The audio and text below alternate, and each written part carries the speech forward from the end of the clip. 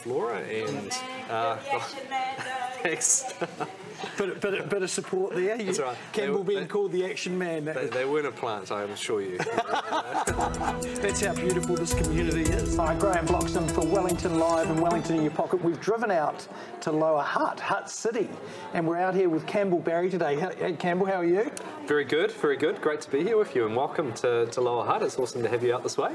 Thank you. And I hear Eastbourne left Lower Hutt, or they tried to, Eastbourne, the suburb out there, tried to leave Lower Hutt about 10 years ago before you were here. Yeah, there was, I think, a little bit of disharmony back then, but it's all settled down now, and Eastbourne is proudly part of Lower Hutt, and yeah, it's we're very lucky to have some pretty special communities out this way. So you've got a lot going on out here. You're recovering from COVID. You've got, as you say, a city of villages. Can you just give us a bit of background about how brilliant things are out in the Hutt? Yeah, I think we're incredibly lucky. I know it's been a bit of an uncertain and difficult time over the past 6 months in particular, but obviously dealing with COVID. I think we're quite lucky that more of our people are obviously working from home, closer to schools, be able to spend more time with their families, and also to be able to support our local economy here in Lower Hutt in particular. So I think we're in a little bit of a unique position, although we're still also dealing with the fallout from isolation and COVID and the likes as well. So I think for me there's light at the end of the tunnel as we head towards the end of this year, but still a lot of work to do. What about the mental wellness of people? What's your personal take on that? The pressure that people have been under? Suicides, depression, there's been some out here. Yep. Yeah, and that's been a problem for some time. We know out this way. It's mental health is a real challenge for us to get on top of generally. But I think through the isolation that people have experienced, particularly our senior community, not having those interactions in their local libraries or other spaces because they may be feeling not too safe to go out is having a real impact. We know that for sure. But also there's a lot of people have stepped up to fill that gap and checking in on people, phone calls, door knocks, deliveries, walking people's animals. And so all of those things I think have helped. But I don't think we've quite uncovered the impact on our people from what we've had to deal with over the last couple of years, and the fallout from that will continue for a bit to come. So there's a lot of wraparound services from council, and you work with central government, do you? Yes, yep. So we're working really closely with central government, district health board, also our community providers. We've got a Kai collective which works with all of the local food banks, providing that support to people who need it. Not only, of course, is there isolation and COVID, there's the cost of living, which is really making a huge impact for those on low incomes, fixed incomes. So the more we can do in that space right now, the better. But I think, like I say, I see a little bit of a light at the end of this tunnel, but there's still some way to go. Yeah. The economy seems like it's booming though, and Queensgate look like they're kicking Lambton Quay's butt. How do you reconcile? Do you compete? Do you see Lower Hutt competing with the city, or is there some sort of synergy? I think it's a different offering. I think Queensgate being the largest indoor mall in the region is always going to be a bit of a destination, and we can certainly leverage off that as a city. But we've still got more to do in our wider High Street Queen's Drive area and how we can promote and support those businesses as well and complement. But we do have to be thinking from a regional basis, in my view. What's good for Wellington is usually pretty good for Lower Hutt as well in regards to events and attractions and things that are happening, and vice versa. So how can we all work on this together? Because ultimately, we're one region. We don't have to show our passport when we travel down State Highway 2 to come into Wellington City. So are you a fan of putting a road right through the middle from Wainui through to Transmission Gully and over the hill? What do you think about that? Oh gosh, I don't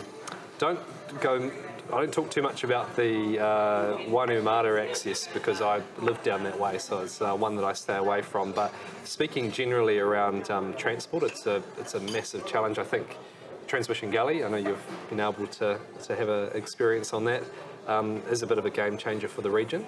But my frustration as a mayor and local government is that we complete these large infrastructure projects and we aren't then moving on to the next one. Often there is a bit of a delay or a 5-10 year gap before we really start to make headway on other key projects. Do you think that road's going to go in over the hill? In through the back of Lower Hutt into Transmission Gully up by Petone there? Yeah, so you've got Petone to Granada. That's one that was originally on the cards to be the main link for Lower Hutt, and it really did fall off the radar. We're going to have some serious conversations about that. I think in the meantime, State Highway 58 certainly has to get those safety improvements, because that will be, well, that is now the key link onto Transmission Gully. What about the road coming in here, the Melling? That's a big contentious one, isn't it? And that's going to be fairly gnarly coming into the 2 elections. Yep. You've got your election in October, and good luck with that. But you've also got the Labour National thing next year. Have you got money lined up for the Melling interchange? Yeah, so that has been confirmed by government, and I've got to say it is a real positive of having a strong National and a strong Labour MP in your backyard. Both of them, I think, even though they scrapped it out a little bit, were quite important in making it happen. Who were those? Who were they? That was Chris Bishop and Ginny Anderson. Right. So I think that's quite helpful for us in Lower Hutt. We want to leverage off that. But that project is fully funded, and that is going through the consent process right at the moment. So we'd hope that Q4 that project will start.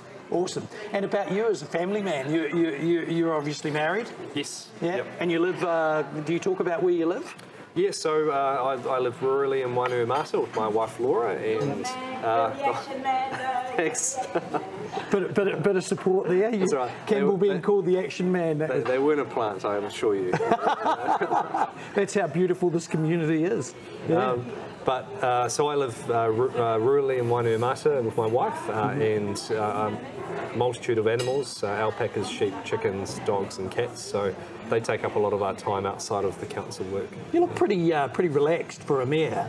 And it's tough, and with social media and the attacks and the competitiveness, and there's no secret that there's a couple of councillors floating around that have got some agendas. I mean, how do you relax? How do you de-stress and look so bloody magnificent? Yeah, I think for me it's probably just trying to control what you can control, and my view is always try your best to focus on reasoning with the reasonable person. So I think most people out there in our community, in our city, are pretty reasonable. If you put the information, the facts, the issues, the challenges in front of them, they'll respect that, and they'll know that things won't be fixed, immediately with some of the problems we face. So that's kind of my approach of it. Is not to stress too much about the things that you can't always control, but also try and push. Social media is an interesting one. It's incredibly important. It's where people go for a lot of their information and news. But it also can be a space that isn't particularly friendly, particularly for anyone with a public profile. That's always a bit of a risk. So I think just having those sort of processes in place to switch off and switch on when needed helps. Yeah. Quick quiz. What are you driving? Nissan Leaf. Excellent. Yep. Favourite dog? Rough Collie. What are you cooking for dinner tonight? Butter chicken. Butter chicken, yes. Excellent. Yep. And could you run half a marathon, 21 Ks? I'd probably struggle at the moment. I would have 5 years ago, yes. I'll probably need a bit of practice. Excellent, excellent. And have you caught any fish lately? No, I haven't. Fishing? No, I haven't fished for some time actually. So that's one that maybe you and I can go out for. We'll go out on the jet ski, for sure, Yep. for sure. I'm going to put you on the spot here. Wellington in Your Pocket is an experience engine, so we can create experiences, join business events and places together. It could be free, something for the family. What would your afternoon look like if you could sort of put a bundle together? Well, we are here in the civic heart of Lower Hutt, and I would say that you could come out, you could visit the Dowse Art Museum, which just celebrated its 50 years of being there. Then you could head down to the Hutt Arts Centre, the Odlin Gallery, where there are a number of incredible local artists exhibitions on display. Then you could head back up this way, pop into Tūtaki Cafe where we are, or over to the Crookdown for a beer and some lunch, and it's a pretty neat experience, particularly if you're into your arts. Awesome, so a bit of art, a bit of culture, a bit of tradition, and a beer and a coffee for an artsy afternoon. Absolutely, and then you can come visit me at the council chambers. That'd be exciting. Come and do your own little interview, Wellington Live. That was Graham Bloxham for Wellington Live, and a lovely catch up with Campbell. And thank you very much for joining us. We'll be sure to stay in touch and wish you all the best for the recovery from COVID and things like that. And all very good. Thank you. Thank you. Appreciate it. Cheers. Cool.